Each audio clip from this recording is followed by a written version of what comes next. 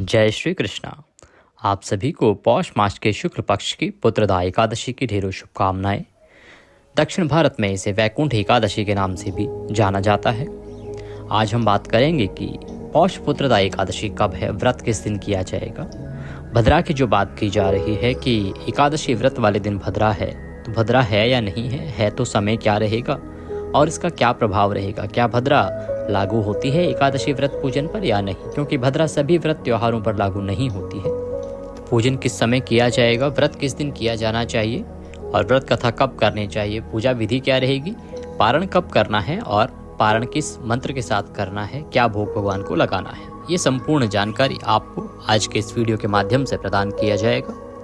आप देख रहे हैं देवभूमि ज्योतिष संस्थान का प्रतिष्ठित यूट्यूब चैनल देवभूमि धार्मिक। अपने व्रत की सफलता के लिए और भगवान श्री हरि का आशीर्वाद प्राप्त करने के लिए कृपया कमेंट बॉक्स में कमेंट करके लिखें ओम नमः भगवते वासुदेवाय या जय श्री हरि। बात करते हैं आने वाली एकादशी की।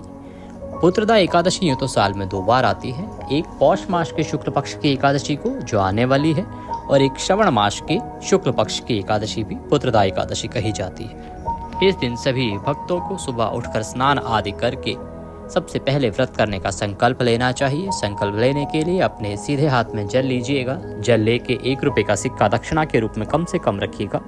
अधिक जो भी राशि रखना चाहें वो रख सकते हैं। 3 बार बोलिएगा ओम श्री विष्णु ओम श्री विष्णु ओम श्री विष्णु।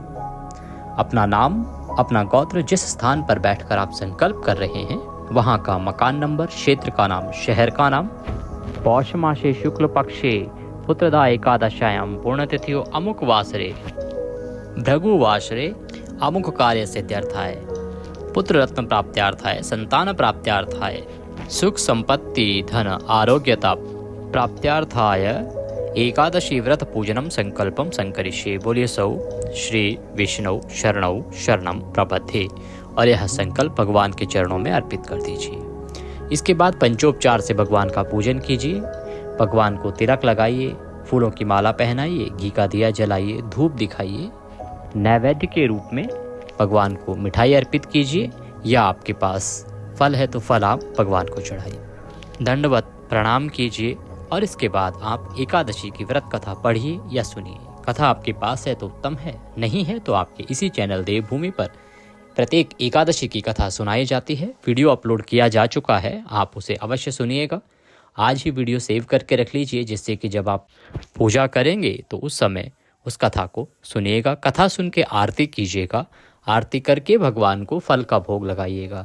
आज के दिन भगवान को फल आहार का भोग लगाया जाता है, अन्न का भोग नहीं लगाया जाता है। पारण वाले दिन आपको अन्न का भोग लगाना होता है। नियमों का पालन करते हुए दिन को व्यतीत कीजिएगा। ब्रह्मचर्य बड़ा नियम है, इसका ध्यान रखिएगा। ब्रह्मचर्य किसी भी प्रकार से खंडित ना हो पाए। किसी के प्रति द्वेष की भावना ना रखें, किसी के साथ अपशब्दों का प्रयोग ना करें। भगवान के चरणों में मन को लगाते हुए दिन को व्यतीत कीजिए। संभव हो तो सायंकाल को कीर्तन कीजिएगा, प्रभु का कीर्तन बड़ा प्रिय है। रात्रि को जागरण कीजिएगा और शयन करना हो तो पृथ्वी पर शयन कीजिएगा। ये एकादशी व्रत के नियम है।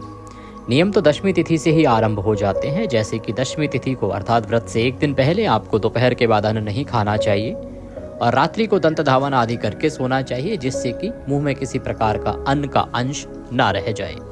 माताएं बहनें विशेष ध्यान दें कि एकादशी वाले दिन बाल नहीं धोए जाते हैं, सर नहीं धोना है, तो इसका आपको विशेष रूप से ध्यान रखना चाहिए।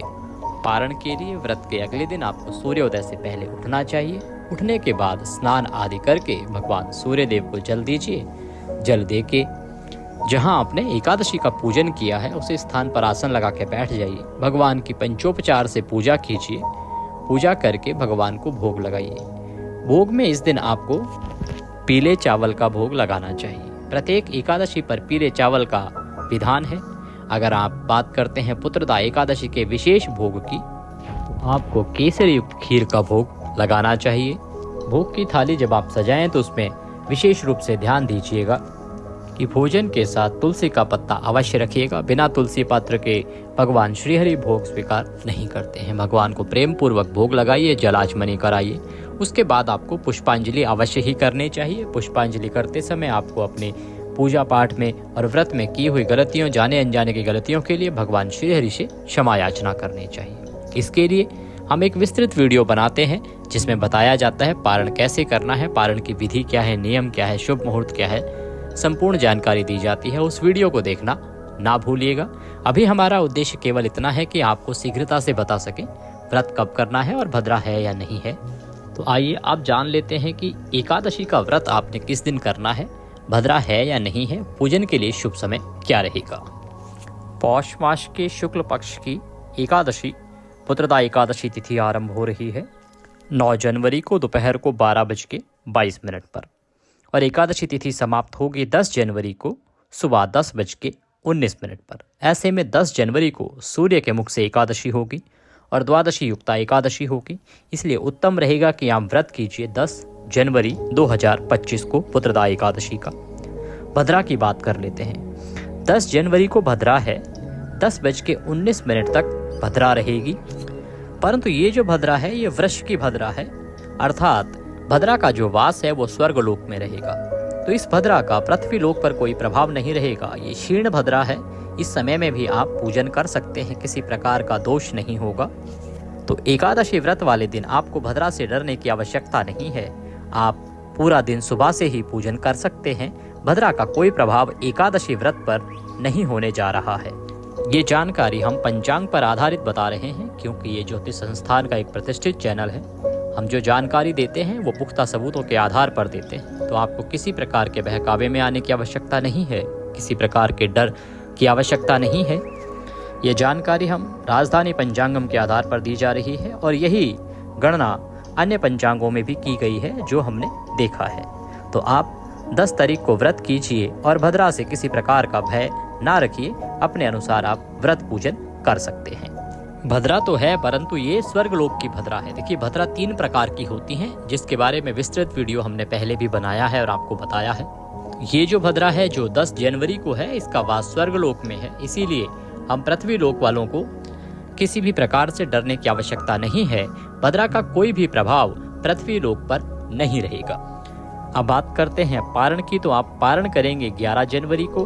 पारण के लिए शुभ समय रहेगा सुबह 7:15 से और 8:21 तक।